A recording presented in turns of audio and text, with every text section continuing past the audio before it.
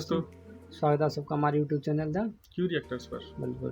तो आज हम देखेंगे एमपी यानी कि एमएच यानी महाराष्ट्र से रिलेटेड एक अच्छा सा वीडियो जिसपे सीएम को लेकर कुछ ज़्यादा बातें कही जा रही हैं, जिसका टाइटल होगा, जो टाइटल है वो महाराष्ट्र में एमबीए सरकार बचेगी, उद्धव ठाकरे के बाद अगला सीएम कौन। तो जो अच्छा वीडियो तो नहीं कह सकते, महाराष्ट्र के जो सीएम है उनके लिए बहुत दुखद होगा, क्योंकि उन्हें उनकी कुर्सी को खींचा जा रहा है।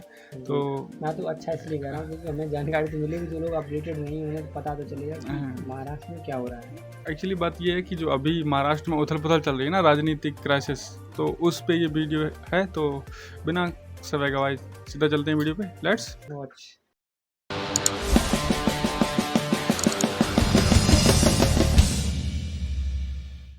Vimal presents Cyber War, her screen crime scene streaming free on Voot. Download the app now.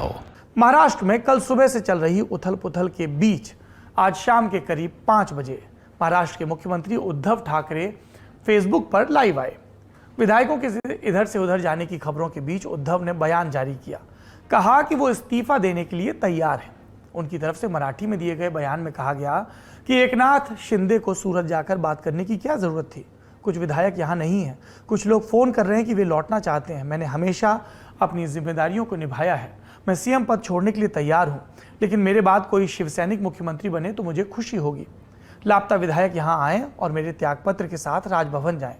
आगे बयान में कहा कि लोग कह रहे थे कि मुख्यमंत्री मिलते नहीं हैं, शिवसेना कौन चला रहा है। मेरा ऑपरेशन हुआ था, इस वजह से मैं लोगों से मिल नहीं पाया। उस समय काफ़ी मुश्किल था, मैं हॉस्पिटल से ऑनलाइन काम कर रहा था। शिवसेना और हिंदुत्व एक दूसरे से जुड़े हुए शब्द हैं। अपने संबोधन में उद्धव ठाकरे ने कई बार इस्तीफा देने की बात कही। अब सवाल यह है कि ये नौबत आई क्यों। 21 मई के लल्लन टॉप शो में हमने विस्तार से महाराष्ट्र के सियासी संकट को समझाया था। अभी ब्रीफ में बता देते हैं। विधान परिषद के चुनाव में क्रॉस वोटिंग हुई। महाअघाड़ी गठबंधन की जगह बीजेपी के उम्मीदवार ज्यादा जीते। सरकार में मंत्री और शिवसेना नेता एकनाथ शिंदे के नेतृत्व में करीब 29 विधायक फिर बागी बताए गए। मुंबई से निकलकर ये गुजरात के सूरत पहुंचे। सरकार डिगने लगी। आज क्या हुआ? आज इन बागी विधायकों को सूरत से असम के गुवाहाटी शिफ्ट कर दिया गया। एकनाथ शिंदे का दावा है कि उनके साथ उनके शिवसेना पार्टी के 56 में से 46 विधायक हैं।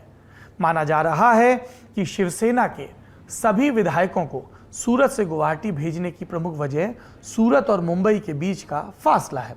मुंबई से चलकर मात्र 3 घंटे में सड़क के रास्ते सूरत पहुंचा जा सकता है।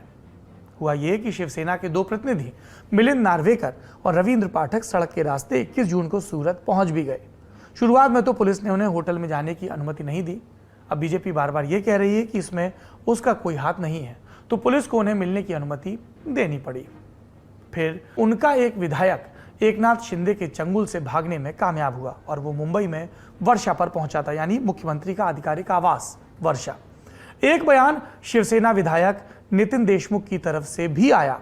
उन्होंने मीडिया से बात करते हुए कहा कि मैं उद्धव ठाकरे के साथ हूं। माना जा रहा था कि नितिन देशमुख बागी विधायकों में से एक थे, लेकिन देशमुख ने दावा किया कि उनका अपहरण किया गया था और गुजरात के सूरत ले जाया गया, जहां से वे भाग आए। सुनिए उनका बयान। का पूरा इतिहास मैंने बताया है कि रात को 3 बजे मैं होटल से 12 बजे निकला हूँ। रास्ते पे 3 बजे खड़ा था, लेकिन 100-200 पुलिस मेरे पीछे थे। मैं कोई वाहन आया तो वाहन में मैं बैठना चाहता था, लेकिन कोई वाहन में मेरे को बैठने नहीं देते थे। बाद में 100-150 पुलिस ने उठा के मेरे को हॉस्पिटल में लेके गए और वहाँ ऐसा एक नाटक रचा है कि मेरे को अटैक आ गया और ऐसा संदेशा दिया। लेकिन अटैक आने का कारण बता के कुछ तो भी मेरे बॉडी पे प्रक्रिया करना चाहते थे, यानी मेरा घात करना चाहते थे, लेकिन ईश्वर की कृपा से मैं सही सलामत हूँ, अभी भी अच्छा हूँ। मेरे को कोई प्रकार का अटैक आया नहीं, कोई प्रकार के मेरे बीपी शुद्धा बढ़ी नहीं है। सर आप किसके साथ हो? अरे मैं उद्धव जी ठाकरे साहब के साथ में हूँ, हमारे नेता जी है, मुख्यमंत्री महोदय से बोलना डाला। ये सब बयान याद रखिएगा। हम लोगों को साहित्य में पढ़ाया जाता है ना, प्रहसन। ये राजनीति का प्रहसन चल रहा है। दावा भी आ रहा है तमाम तरह का। दावा ये कि कई सारे विधायक वहां से निकलना चाहते थे, इसलिए उन्हें गुवाहाटी ले जाया गया। दूसरी तरफ बागियों के नेता एकनाथ शिंदे, उन्होंने सरकार नहीं सीधे पार्टी पर कब्जे की घोषणा कर दी।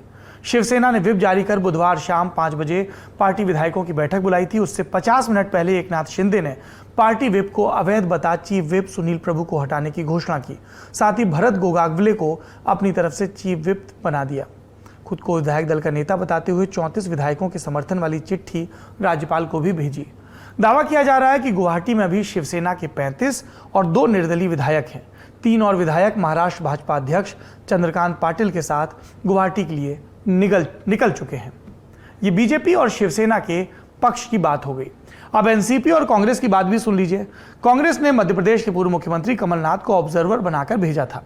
उनकी तरफ से कहा गया कि कांग्रेस और एनसीपी महाराष्ट्र विकास अघाड़ी सरकार को अपना समर्थन जारी रखेंगे। मैंने शरद पवार जी से भी बातचीत की है। उन्होंने आश्वासन दिया कि वे गठबंधन सरकार को अपना समर्थन देते रहेंगे। इसके अलावा कोई इरादा नहीं है।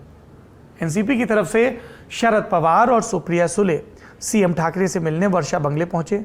इससे पहले एनसीपी से शिवसेना का अंदरूनी मसला बता चुकी थी। भारी उठापटक के बीच जानकार मान रहे हैं कि जल्दी महाराष्ट्र से कोई बड़ा उलटफेर देखने को मिल सकता है, क्योंकि गणित ऐसी स्थिति में बीजेपी के पक्ष में नजर आ रही है। उसके पास खुद के 106 विधायक हैं। गुवाहाटी में मौजूद 35 शिवसेना के विधायकों को मिला दें तो 141 हो जाते हैं। 17 निर्दलियों का साथ मिल जाए तो संख्या 158 हो जाती है, जो बहुमत के जादुई आंकड़े 145 से कहीं ज्यादा है। अब बस ये देखना है कि भाजपा का केंद्रीय नेतृत्व क्या तय करता है, और अगर सत्ता बीजेपी के पास आती है तो मुख्यमंत्री कौन होगा, एकनाथ शिंदे, देवेंद्र फडणवीस या कोई और। देखा तो जैसे कि जो पास्ट टाइम में जो देवेंद्र फडणवीस वहाँ के सीएम थे, तो अभी भी माहौल उन्हीं के पक्ष में लग रहा है, क्योंकि उनकी भी 126 सीटें हैं टोटल वहाँ पे, और 35 इनकी हैं, और बची हुई 17 बिल्कुल। तो ये मिलके वहाँ बिल्कुल सरकार बनाने के लिए 145 चाहिए, जिससे कि ये ज़्यादा भी हो रही हैं। तो देखिए क्या होता है आगे, वो तो कुछ दिन आगामी दिनों में ही पता चलेगा। वैसे आपके हिसाब से ये चीज़ ठीक है? मेरे हिसाब से तो ये गलत है, क्योंकि कोई भी वर्तमान सरकार जो वहाँ पे चल रही है उसकी कमियां बताई जा सकती हैं, ना कि उन्हें गिराया ही जा सकता है। ये राजनीतिक तौर पे या फिर आर्थिक तौर पे सही नहीं होता है, क्योंकि उनकी द्वारा मतलब स्वचालित या फिर उनके द्वारा चलाई गई जो योजनाएं हैं, विकास की योजनाएं, उन पे प्रभाव पड़ता है। विकास की गति धीमी हो जाती है।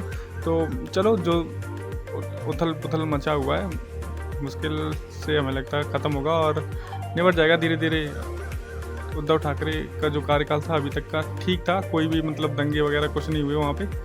और ऐसा ही लगता है कि अगर देवेंद्र फडणवीस बनते हैं तो, और शायद अगर उनके फेवर में जाता है मेजॉरिटी, तो वही बनेंगे, और एकनाथ शिंदे को शायद डिप्टी सीएम बनाया जाए। आपका क्या कहना है बताओ? और मैं तो जितना वीडियो में बताया गया यही है कि आंकड़े जो भी हैं बीजेपी के पक्ष में हैं, और जो उद्धव ठाकरे हैं इनके साथ एक दो विधायक बचे हुए हैं जो वहाँ से भाग कर आए, जो बयान दे रहे थे इसमें। तो वीडियो में जो भी आपको जानकारी मिली हो हमें कमेंट करके बताएं, और इसी तरह के वीडियो को देखने के लिए हमारे यूट्यूब चैनल को लाइक करें, शेयर करें और सब्सक्राइब करें। मिलते हैं अगली वीडियो, जब तक के लिए जय हिंद।